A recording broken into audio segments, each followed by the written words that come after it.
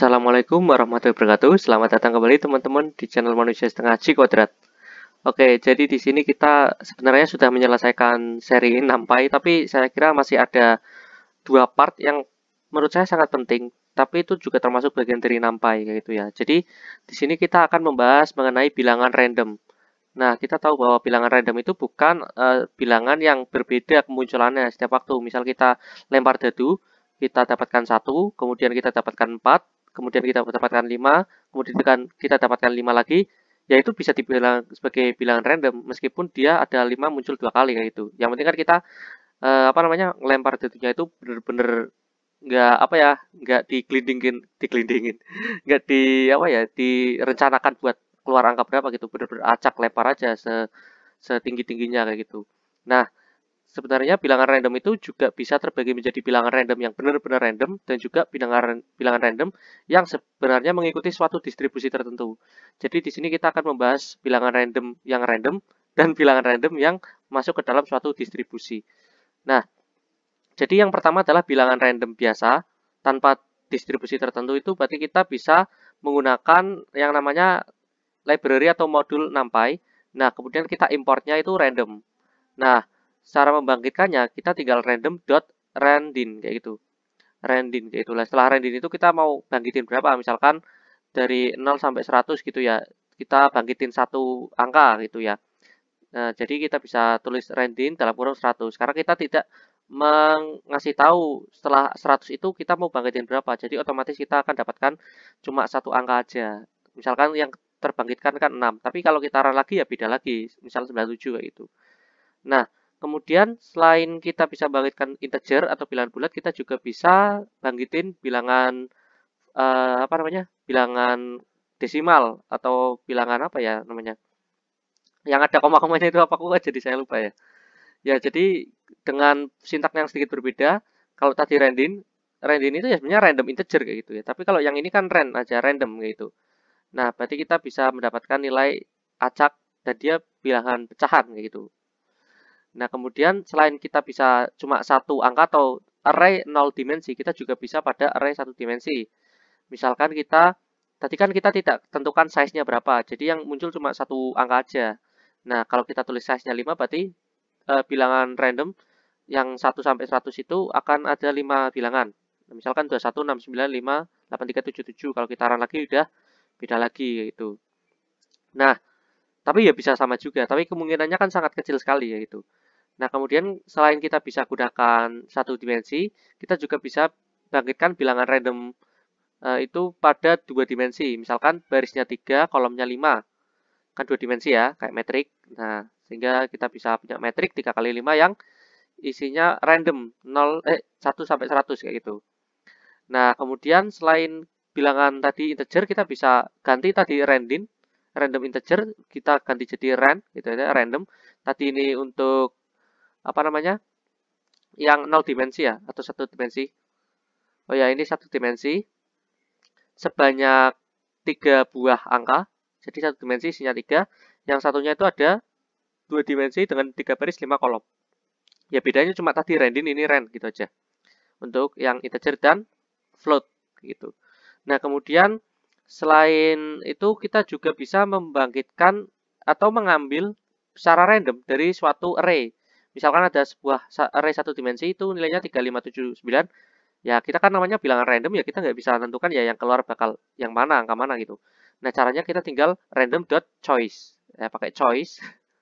Nah, kalau kita juga pengen, ya nggak cuma satu lah keluarnya, tapi beberapa. Misalkan kita mau bikin metrik yang terdiri dari kemungkinan bilangan ini dengan 3 baris 5 kolom, ya tinggal size-nya 3,5 aja. Jadi random, tapi kalau kita ulang lagi ya juga berubah lagi.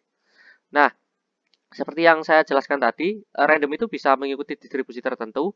Nah, yang pertama kan tentu saja distribusi itu bisa kita buat sendiri. Kan kalau kita tahu distribusi normal, binomial, Poisson, gamma, beta, dan sebagainya. Tapi sebenarnya kita juga bisa buat distribusi sendiri. Nah, caranya gimana? Yang pertama kita menentukan array-nya, elemen-elemennya dulu. Setelah itu, kita tentukan probabilitas tiap elemennya. Misalkan untuk elemen yang pertama nih, dia nilainya 3, probabilitas munculnya adalah 0,1. elemen 5, probabilitas munculnya 0,3, dan yang paling tinggi itu 7. Jadi 7 itu probabilitasnya 0,6. Jadi kemungkinan nanti kita bangkitkan bilangan random yang akan muncul kemungkinan 7 ya, karena dia probabilitasnya paling tinggi. Tapi tidak menutup kemungkinan angka 3 dan 5 bisa muncul. Sedangkan angka 9 nggak bakal muncul karena probabilitasnya sendiri adalah 0. Kan kita tahu ya probabilitas itu antara 0 dan 1. Apabila 0 berarti nggak bakal muncul, kalau 1 itu pasti muncul. Nah, penjumlahan dari semua probabilitas elemen itu pasti sama dengan 1, kayak gitu. Nah, misalkan kita mau bangkitkan 100 data, pasti ya 7 nih yang paling banyak muncul, lihat aja ya. Ya kan, 7 banyak muncul. Tapi 3 dan 5 pun beberapa kali ada. Nah, 9 pasti nggak ada karena probabilitasnya 0. Kemudian kita bisa yang namanya shuffling array. Jadi selain random itu kita ambil, ya kita kayak apa namanya, dari beberapa bilangan kita ambil satu, dari beberapa bilangan kita ambil beberapa. Nah, sekarang kita prinsip random ini kita bisa diaplikasikan pada shuffling. Jadi kita kan ada 1, 2, 3, 4, 5. Kalau kita acak gitu ya, urutannya. Nah, jadi bisa berubah. Misalkan yang tadinya urut menjadi 5, 2, 3, 4, 1 kayak gitu. Kemudian ada juga yang namanya permutasi. Jadi permutasi itu ya kita rearrange kayak gitu. Kita mengubah kembali urutannya, tapi dia tidak mengubah original array-nya kayak gitu. Ini permutasi dan juga si shuffle sendiri tuh seperti kayak itu ya, mirip dengan view dan copy pada episode NumPy sebelumnya. Kalau kalian belum lihat, silakan ya lihat video sebelumnya dulu. Nah, jadi sama seperti shuffle tadi, kita bisa ubah yang tadinya 1, 2, 3 sampai 5 menjadi 4, 5, 1, 2, 3. Diacak gitu urutannya. Nah, kemudian setelah saya katakan tadi, ada yang namanya distribusi yang bisa kita buat sendiri dengan probabilitas yang kita tentukan sendiri barusan. Nah, tapi juga ada distribusi yang sudah terkenal nih, kayak umum lah. Pertama adalah distribusi normal. Nah, the normal distribution is one of the most important karena memang digunakan pada ya regresi, runtun waktu, banyak lah. Jadi banyak metode statistika yang sebenarnya dia harus mengasumsikan distribusinya itu normal gitu. Nah, dia itu apa namanya? Punya beberapa parameter. Parameternya sendiri itu adalah ini ya, mean dan standar deviasi. Nah, biasanya kalau mean dan standar deviasi pada distribusi normal itu 0 dan 1 ya. Minnya 0, standar deviasinya 1 itu disebut distribusi normal standar. Tapi juga bisa minnya berapa, standar deviasinya pun beberapa. Maksudnya acak gitu, bukan satu gitu. Bisa banyak hal, bisa 2, 4 atau berapapun. Nah, itu nanti akan perubahan standar deviasi dan min itu akan merubah pada kurvanya. Kurvanya itu kan harusnya seperti lonceng terbalik ya, kalau normal standar. Tapi kalau misal standar deviasinya lebih besar dari 1, ya pasti dia akan lebih landai. Misalkan itu gunung menjadi lebih rendah gunungnya, atau ketika minnya itu bukan 0 ya berarti gunungnya geser gitu. Intinya gitulah. Nah, distribusi normal itu untuk data kontinu. Jadi jangan salah, nanti ada yang namanya distribusi binomial yang digunakan untuk data diskrit. Nah, cara bangkitannya gimana ya? Jadi tinggal random dot normal karena nama distribusinya sendiri adalah distribusi normal. Nah, size-nya itu ya tinggal misalkan 2 kali 3 ya metriknya. Nah, tapi kita nggak definisikan min-nya berapa dan standar deviasinya berapa. Nah, sekarang kita definisikan nih min-nya dan standar deviasi. Tapi di sini sebutnya log dan scale kalau di Python sendiri.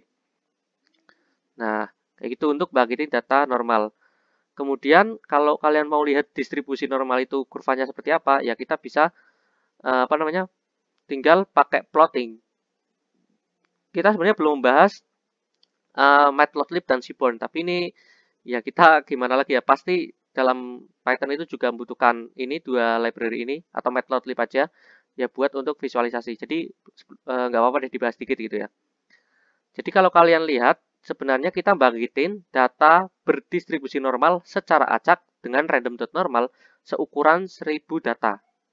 Nah, kemudian kita tampilkan hasilnya dengan menggunakan library seaborn. Nah, seaborn sendiri itu kita singkat sebagai SNS. Nah, kemudian kita distribution plot. Nah, setelah didistribusi plot kan, kemudian kita show, plt.show dengan matplotlib. Jadi kita tampilkan hasilnya seperti ini. Jadi memang distribusi normal itu seperti gunung atau lebih ke lonceng terbalik gitu ya. Simetris lah kayak gitu. Nah, kemudian kalau kita bertemu dengan data-data yang kategorik atau apa namanya, bukan kontinu lah, ya kita bisa berurusan dengan yang namanya distribusi binomial. Distribusi binomial sendiri itu punya dua parameter juga yang namanya n, yaitu number of trial. Jadi misal kita lempar koin, kita melemparnya berapa kali? 10 kali misalkan. Kemudian juga probabilitas occurrence atau kemunculannya. Misalkan probabilitas kemunculan dari head atau apa ya, kalau kita Indonesia kan ada yang burung garuda sama itunya ya. Pokoknya kalau misal duit seribuan yang dulu itu ada kelapa sama kepalanya gambar orangnya gitu. Jadi antara dua sisi itu ada probabilitasnya masing-masing.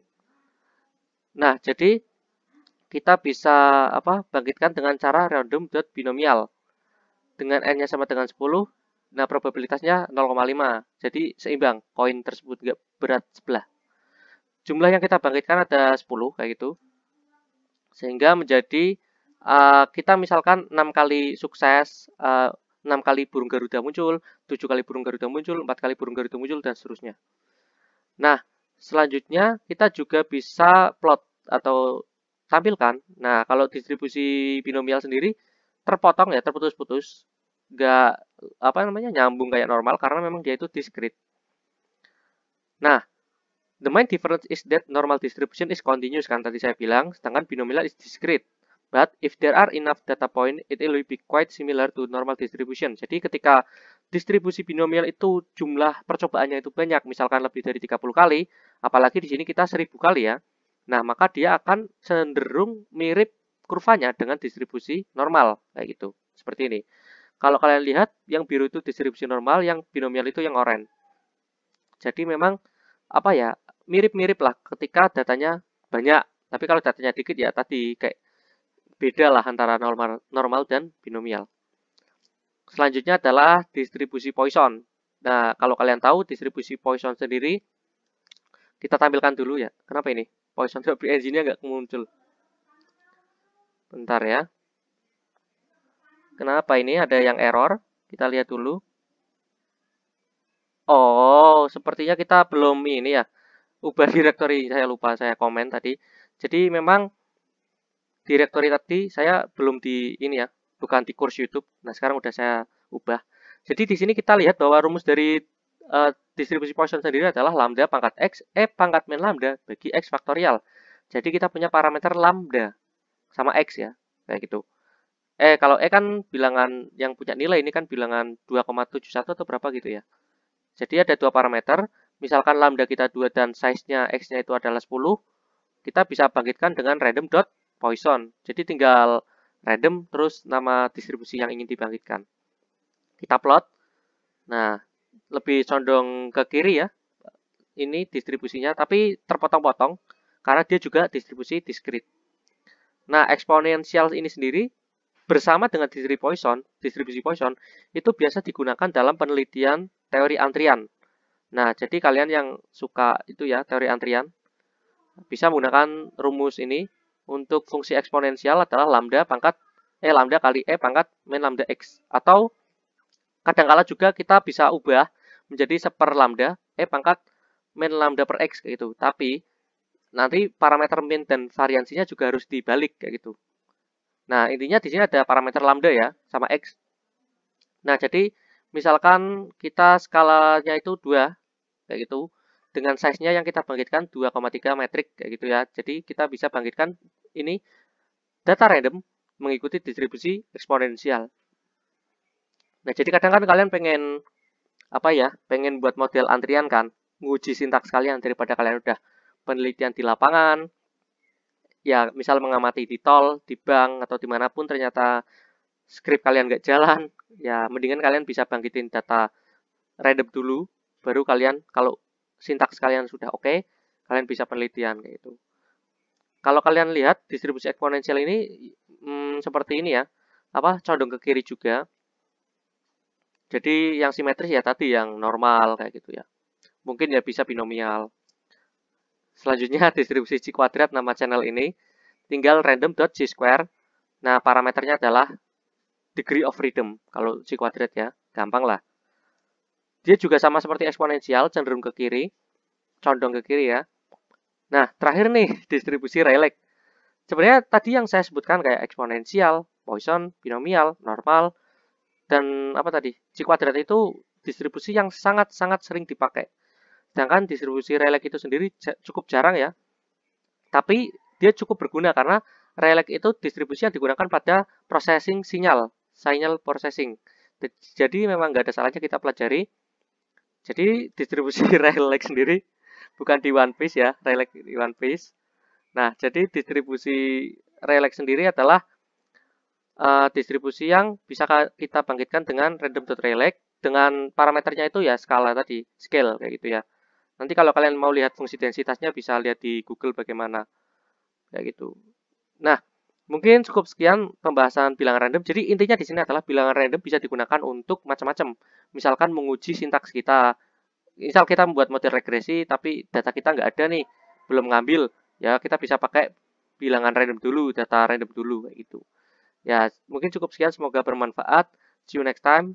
Salam dari Papa Relek nih yang berkibar-kibar. Assalamualaikum warahmatullahi wabarakatuh.